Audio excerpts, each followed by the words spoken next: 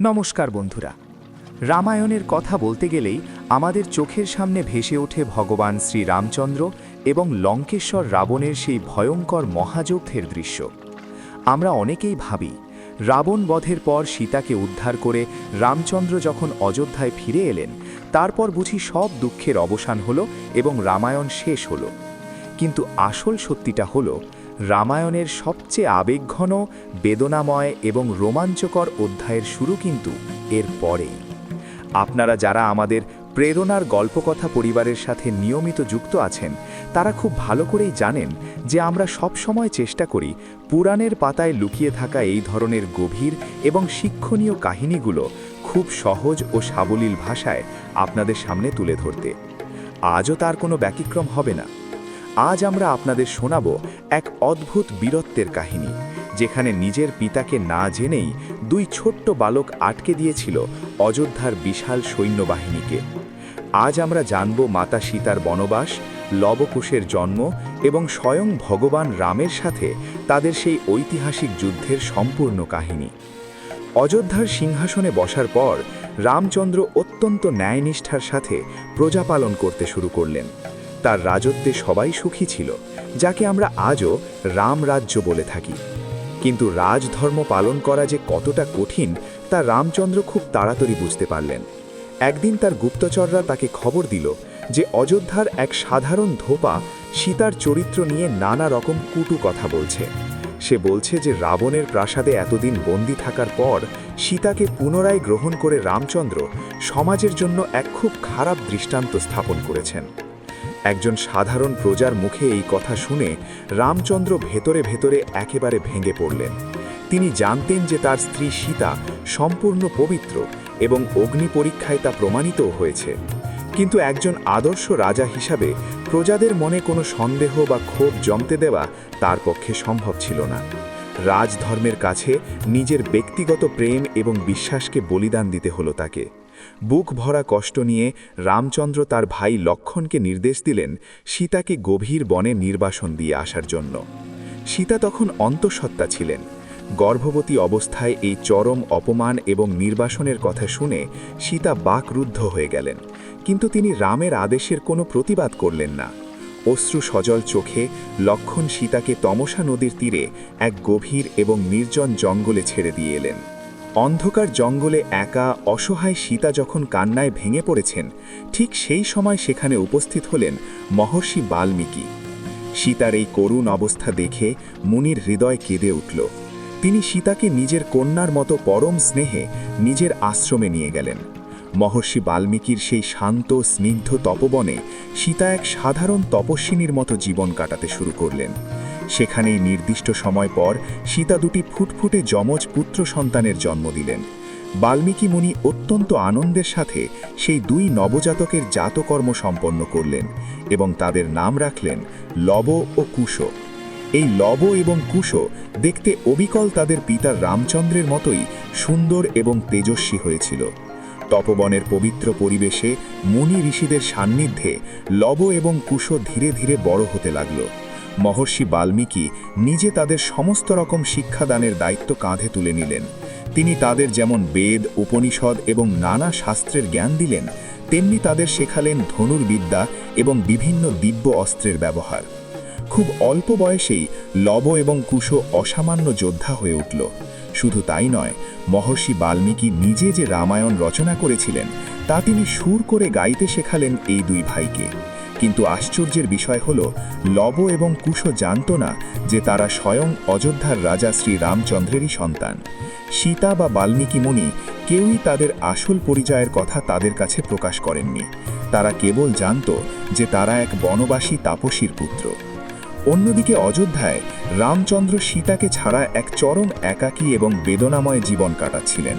সীতার শূন্য স্থান তিনি জীবনে কাউকে দিয়ে পূরণ করতে দেননি। রাজা হিসাবে নিজের প্রভাব এবং ধর্ম বিস্তারের জন্য মুনি ঋষিদের পরামর্শে রামচন্দ্র অশ্বমেধ যজ্ঞের আয়োজন করলেন। নিয়ম অনুযায়ী যজ্ঞের একটি সুসজ্জিত ঘোড়াকে স্বাধীনভাবে ছেড়ে দেওয়া হলো এবং তার মাথায় একটি সোনার ফলক পরিয়ে দেওয়া হলো। সেই ফলকে লেখা ছিল যে এই ঘোড়া যে রাজ্যের ওপর দিয়ে যাবে সেই রাজ্যকে অযোধ্যার বশ্যতা স্বীকার করতে হবে, আর কেউ যদি এই ঘোড়াকে আটকায় তবে তাকে অযোধ্যার বিশাল বাহিনীর সাথে যুদ্ধ করতে হবে। ঘোড়ার সুরক্ষার জন্য তার পেছনে পেছনে চলল রামচন্দ্রের ভাই শত্রুঘ্ন এবং অযোধ্যার এক বিশাল সেনাবাহিনী। অশ্বমেধ যজ্ঞের সেই ঘোড়া বিভিন্ন রাজ্য জয় করতে করতে একদিন এসে পৌঁছাল মহর্ষি বাল্মীকির আশ্রমের কাছাকাছি সেই বনে। লবকুশ তখন বনের মধ্যে খেলা করছিল। হঠাৎ লব দেখতে পেল এক সুন্দর সাদা ঘোড়া, যার কপালে সোনার ফলক জ্বলজ্বল করছে। কৌতূহলবশত লব ঘোড়াটির কাছে গেল এবং ফলকে লেখা অহংকারপূর্ণ চ্যালেঞ্জটি পড়ল। একজন ক্ষত্রিয় বীর হিসাবে লবের রক্ত গরম হয়ে উঠল। সে কোনো কিছু না ভেবেই ঘোড়াটিকে ধরে একটি গাছের সাথে শক্ত করে বেঁধে ফেলল। ঘোড়াটিকে আটকে রাখা হয়েছে খবর পেয়ে অযোধ্যার সৈন্যরা ছুটে এলো। তারা দেখল দুটি ছোট্ট বালক ঘোড়াটিকে বেঁধে রেখেছে। সৈন্যরা প্রথমে তাদের অবজ্ঞা করে ভয় দেখিয়ে ঘোড়াটিকে ছেড়ে দিতে বলল, কিন্তু লব এবং কুশ নির্ভীকভাবে জানালো যে তারা যুদ্ধ করতে প্রস্তুত। শুরু হলো এক অসম লড়াই, কিন্তু লব এবং কুশের তীরের আঘাতে অযোধ্যার সাধারণ সৈন্যরা খড়কুটোর মতো উড়ে গেল। খবর পেয়ে এবার সেনাপতি শত্রুঘ্ন নিজে রথে চড়ে এলেন। তিনি ভাবতেও পারেননি যে বনের মধ্যে দুটি সাধারণ বালকের এত শক্তি হতে পারে।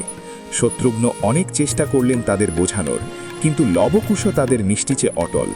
অগতক্ষে শত্রুঘ্নের সাথে তাদের ভয়ঙ্কর যুদ্ধ শুরু হলো। দুই ভাই মিলে এমন পরাক্রমে তীর ছুটতে লাগল যে স্বয়ং শত্রুঘ্ন তাদের সামনে টিকতে পারলেন না।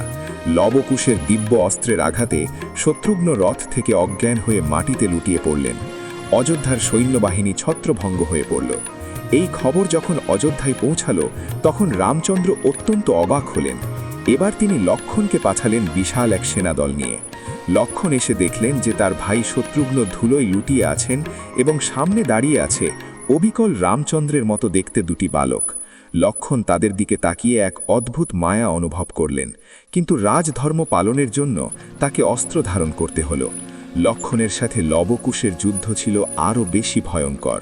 লক্ষণ ছিলেন এক অজেয় বীর, কিন্তু মহর্ষি বাল্মীকির কাছে শিক্ষা পাওয়া লবকুশও কোনো অংশে কম ছিল না। দীর্ঘক্ষণ যুদ্ধের পর লব এবং কুশের ছোড়া এক বিশেষ দিব্য অস্ত্রের আঘাতে লক্ষণ মূর্ছিত হয়ে পড়লেন। একের পর এক বীরের পতনের খবর পেয়ে এবার এলেন ভরত এবং মহাবীর হনুমান। ভরতও যুদ্ধে পরাজিত হলেন। এরপর হনুমান যখন দেখলেন যে এই দুই বালকের শক্তি সাধারণ কোনো মানুষের মতো নয়, তখন তিনি নিজের আরাধ্য দেবতা রামচন্দ্রকে স্মরণ করে যুদ্ধে অবতীর্ণ হলেন। কিন্তু হনুমান লব এবং কুশকে আঘাত করতে পারছিলেন না, কারণ তাদের মুখের দিকে তাকালেই তার বারবার প্রভু রামচন্দ্রের কথা মনে পড়ে যাচ্ছিল। লব এবং কুশ অত্যন্ত বুদ্ধিমত্তার সাথে কিছু মায়াবী অস্ত্রের প্রয়োগ করে মহাবীর হনুমানকেও বন্দী করে ফেলে। তারা হনুমানকে লতাপাতা দিয়ে বেঁধে আশ্রমের দিকে নিয়ে যায়।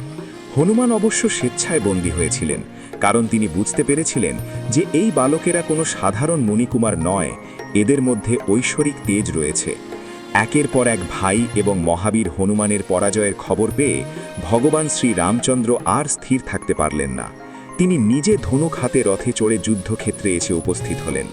রামচন্দ্রকে দেখে লব এবং কুশের মনেও এক অদ্ভুত ভক্তি এবং শ্রদ্ধার জন্ম হল। তারা বুঝতে পারল যে ইনি হলেন অযোধ্যার সেই মহান রাজা রামচন্দ্র, যার মহিমা তারা প্রতিদিন রামায়ণ গানে বর্ণনা করে। কিন্তু যেহেতু তারা ঘোড়া আটকেছে এবং যুদ্ধের চ্যালেঞ্জ গ্রহণ করেছে, তাই পিছু হটার কোনো প্রশ্নই ওঠে না। রামচন্দ্র রথ থেকে নেমে সেই দুই অপরূপ রূপবান বালকের দিকে মুগ্ধ হয়ে তাকিয়ে রইলেন। তার মনে এক প্রবল পিতৃস্নেহ জেগে উঠল। তিনি অত্যন্ত শান্ত স্বরে তাদের বললেন, হে বীর বালকেরা, তোমরা তো বয়সে নিতান্তই শিশু। তোমাদের এই অসীম সাহস এবং শৌর্য দেখে আমি মুগ্ধ হয়েছি, কিন্তু তোমরা কেন অযোধ্যার সাথে এই যুদ্ধে জড়ালে? ঘোড়াটি ছেড়ে দাও, আমি তোমাদের কোনো ক্ষতি করব না। কিন্তু লব এবং কুশ অত্যন্ত বিনয়ের সাথে জানালো যে একজন বীর হিসাবে তারা একবার যে চ্যালেঞ্জ গ্রহণ করেছে, যুদ্ধ না করে তারা সে থেকে সরে যাবে না। এরপর শুরু হলো পিতা এবং পুত্রদের মধ্যে সেই ঐতিহাসিক এবং বেদনাময় যুদ্ধ। রামচন্দ্র অত্যন্ত সাবধানে তীর ছুঁড়তে লাগলেন, যাতে বালকদের কোনো আঘাত না লাগে। অন্যদিকে লব এবং কুশ তাদের সমস্ত শিক্ষা এবং শক্তি প্রয়োগ করে রামচন্দ্রের আক্রমণ প্রতিহত করতে লাগল। রামচন্দ্র অবাক হয়ে দেখলেন যে তার ছোড়া বড় বড় দিব্য অস্ত্রগুলোকে এই দুই বালক অনায়াসে নষ্ট করে দিচ্ছে। রামচন্দ্র যখন বুঝতে পারলেন যে সাধারণ অস্ত্রে এদের পরাজিত করা সম্ভব নয়, তখন বাধ্য হয়ে তিনি ব্রহ্মাস্ত্র তুলে নিলেন। ঠিক সেই মুহূর্তে যখন এক চরম সর্বনাশ ঘটতে চলেছে, তখনই সেখানে উপস্থিত হলেন মহর্ষি বাল্মীকি স্বয়ং। তিনি হাত তুলে রামচন্দ্রকে থামতে বললেন। বাল্মীকি মুনি রামচন্দ্রের সামনে দাঁড়িয়ে গম্ভীর স্বরে বললেন, হে অযোধ্যাপতি রাম, অবিলম্বে তোমার অস্ত্র সংবরণ করো। তুমি কার উপর ব্রহ্মাস্ত্র প্রয়োগ করতে চলেছ তা কি তুমি জানো? এরা আর কেউ নয়, এরা তোমারই ঔরসজাত সন্তান, তোমার এবং সীতার যমজ পুত্র লব এবং কুশ। এই কথা শোনার সাথে সাথে রামচন্দ্রের হাত থেকে ধনুক খসে পড়ল। তার চোখে জল ভরে উঠল। তিনি অবাক হয়ে লব এবং কুশের দিকে তাকিয়ে রইলেন এবং ছুটে গিয়ে দুই ভাইকে নিজের বুকের মধ্যে জড়িয়ে ধরলেন। লব এবং কুশও জানতে পারল যে এতদিন ধরে তারা যার বিরুদ্ধে যুদ্ধ করছিল তিনি আর কেউ নন, তাদের নিজেদের পিতা। রামচন্দ্রের চোখে